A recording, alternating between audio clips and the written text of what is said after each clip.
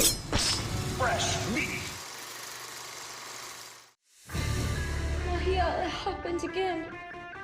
And it was all going so well. Yeah, you asshole, get the out or we're gonna call a cop.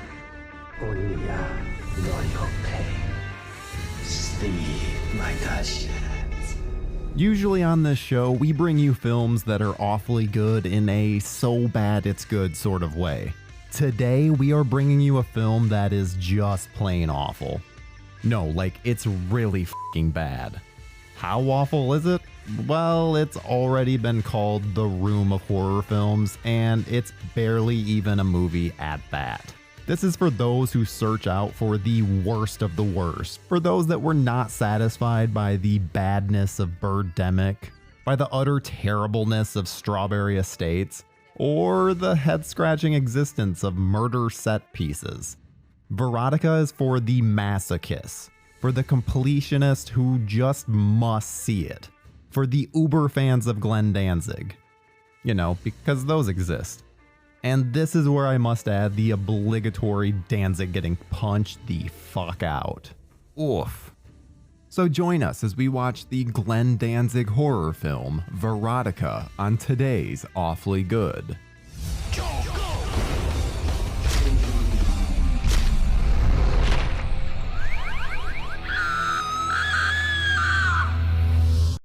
So what exactly is this crazy film about? Well, it's kind of a lot of things. Verotika is an anthology film about a mistress of the dark sort of host, you know, think Elvira, and 3 stories. One is about a fetish model and a spider, another is a stripper stealing faces off of other women, and then the third is a countess bathing in the blood of virgins. Now, is there more to these stories? Yeah, of course. Will you care to remember them after the movie is over? Also, no, of course not. Thanks for watching Awfully Good, and ask that if you enjoy our shows, please subscribe to our channel right now, like this video, and click on the bell so you can be notified each time a new video goes up. And now, back to the show. Getting into a little bit more detail, the film opens on an unsteady image, filmed seemingly with a bit of shaking from the camera person, on a fairly cool bit of decor. Some girl is tied up and terrified, and she may just give the best performance of the entire film. Not a compliment. The hostess comes on with her makeup looking a bit too cakey, something the high-def release will allow you to see in all of its glorious detail. This isn't the 80s where some cheap effects can be hidden. She has a few lines, including some Shakespeare, and then she proceeds to poke this girl's eyes out, and we get our first little look at the low-quality special effects. And I mean, they're not yeah, they're awful. I'm sorry. Stan Winston would be absolutely ashamed of what's going on here. Oh, kill me.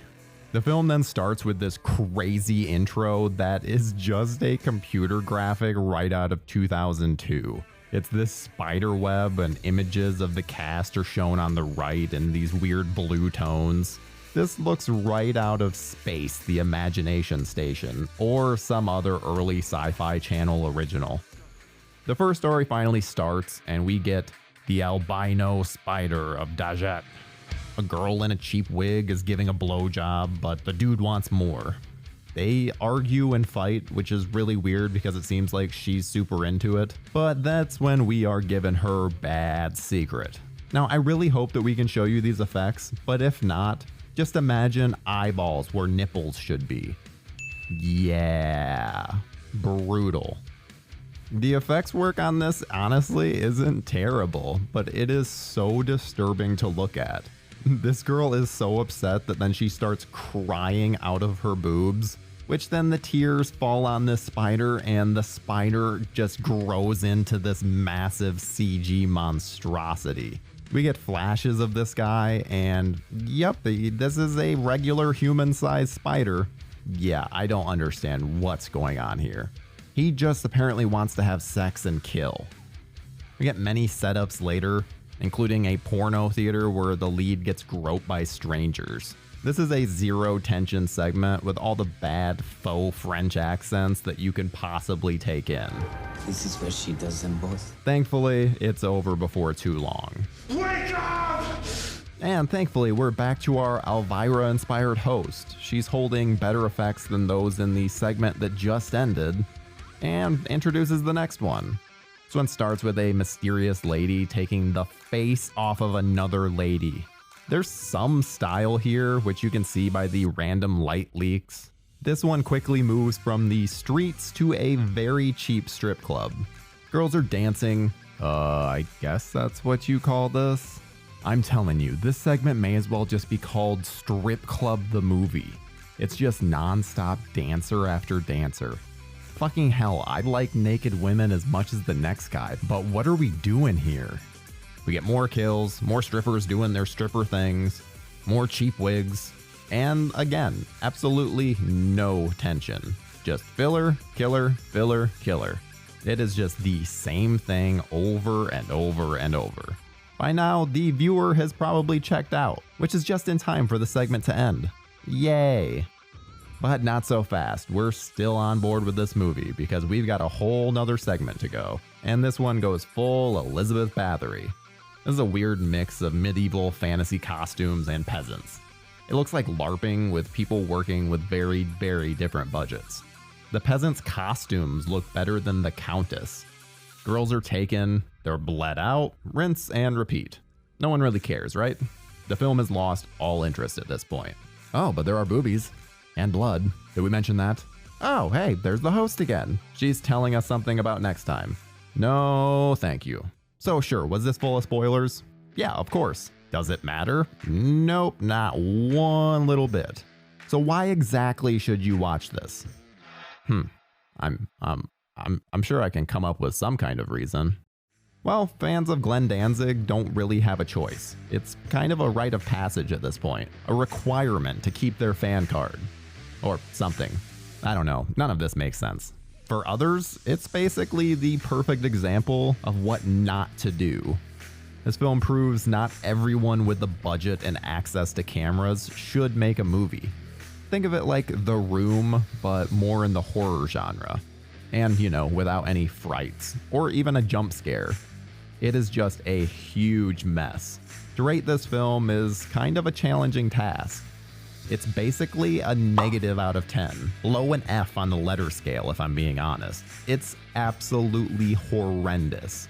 But worse than that, it is so goddamn boring. How can an erotic horror film be this bland? How does one read a script, assuming there even was one, and that this wasn't just scrawled on the back of a Denny's napkin, and then decide to put this on the screen? So many questions, so few answers. Here, the fame of Glenn Danzig and his love of horror is what led to this film. And opposed to, say, when Dee Snider decided to do the same thing in the late 90s, this one is no good. Snyder's Strangeland hit the right kind of weird. It's definitely an odd viewing, but it is an interesting watch. It's even gained this sort of cult following after many attempts to ban it. God, could you imagine this movie being banned for any reason other than just being god-awful? This movie wishes it had that marketing. Here, Danzig takes his clout in metal and punk music and tries to transpose it, much like Snyder did with his glam metal. But nothing really good comes to the screen. If anything, the movie just has a cult following because of how much it sucks. You'd think it'd be so much more dumb fun. But it's a must-see to see just how bad this movie can get, and to see how good intentions don't always come together to create a fun result. Another thing that I have to touch on is the cast. Yes, there's actually a cast here, and these aren't just random people found on the street. Surprised? I know I was. The roles are filled with porn starlets, strippers, Courtney Stodden? Huh? A few randoms, and a few up-and-comers. Oh, and a few people who should have known better. Actually, everyone in this, cast and crew alike, should have known better. Alright, you know what time it is. Should this movie be turned into a drinking game? Yes, absolutely. It is pretty much the only way to endure it. So if you're into some drinking, pull up some good stuff and play some games with us. First up, we've got the return of the lightweight. Who are we kidding? There's really no lightweight option here. The only way to watch this is stone cold drunk. I am. all the pizza. I drank all the beer. But let's just pretend. Select your favorite low alcohol content drink and take a sip every time you see bad makeup. Yeah, this one's going to be rough. Hold my beer. 1 drink each time a new bad wig comes on screen. 2 every time it's not installed right, and you can see the person's hair showing beneath, or bobby pins, or just anything you're not supposed to see. The Bloodhound. Have some wine, red preferably, and drink every time there's some blood on the screen that looks more like wine than actual blood. I would go with some small sips because you're gonna need to pace yourself in that 3rd segment. The French. Grab some white wine with an appropriately pretentious French name and take a sip each time the accents make no sense whatsoever. Would you like another refill? Yeah, make sure you pace yourself for that 1st segment. The Blackout. Take a shot every time you scream "Why" at the screen.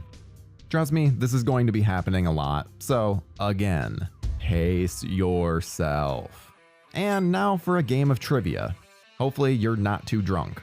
The film is based on a comic series by Glenn Danzig, published by Verotika. In case you needed more of this. The albino spider took 8 hours to get into the prosthetics. Poor guy. The Countess is heavily influenced by Elizabeth Bathory. Ah, we couldn't tell. Eyes Without a Face was the inspiration for the killer stealing faces.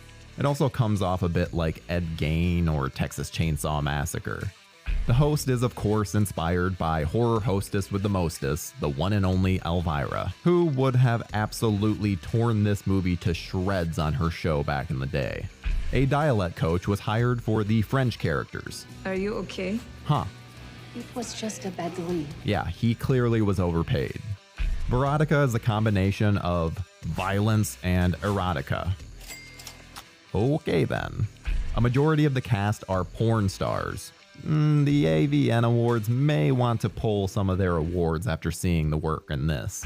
It was shot in LA's Skid Row to save money. Random studios and basements everywhere sighed with relief. Currently sits with a fantastic 21% on Rotten Tomatoes, which is honestly a bit high.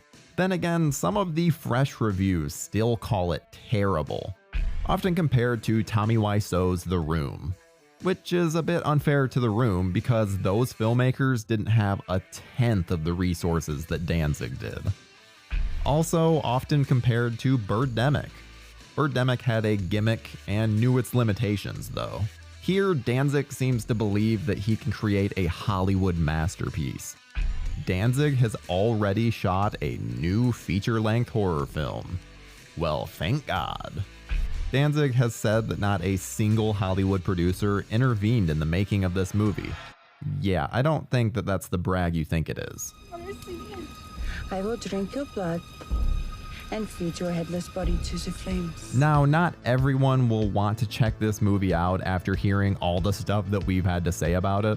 So if you find yourself wondering if there are better things to do, yes, there are. Here are 8 things you can do that are more fun than watching Verotika.